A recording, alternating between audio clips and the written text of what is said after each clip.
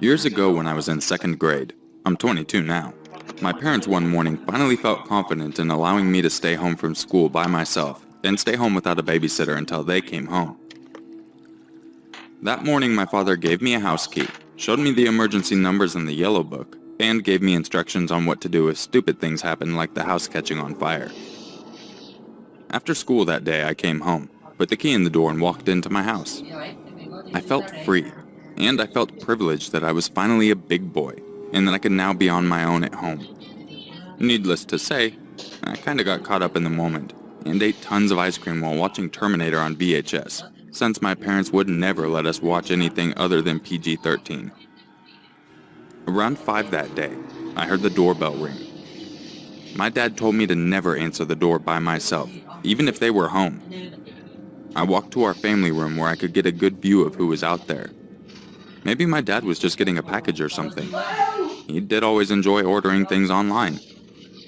I saw a middle-aged man standing in a dark blue jacket that I've never seen before. He rang the doorbell again, and I expected him to leave after no one answered. After a third ring, I saw him walk down the steps and I assumed he was leaving. I went back to watching Terminator when I noticed something outside my kitchen window. The man was in our backyard for some odd reason. I felt scared for my life since some stranger was on my property. I ran under the kitchen table and grabbed the cordless phone from the counter and proceeded to call my dad's work number. My dad answered, and I exclaimed how a strange man was in the backyard and was now proceeding to try and open the sliding door. My dad told me to stay where I was and to call the neighbors. He would call 911.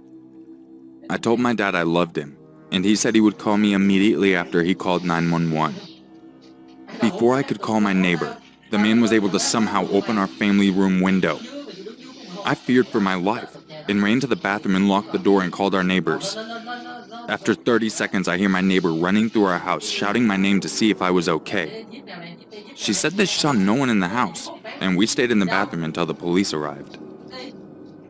The police conducted their investigation and told us that they found some fingerprints that matched a recently released convict who was previously in jail for breaking into homes. After that day, my parents did not leave me alone without a babysitter until I went to high school.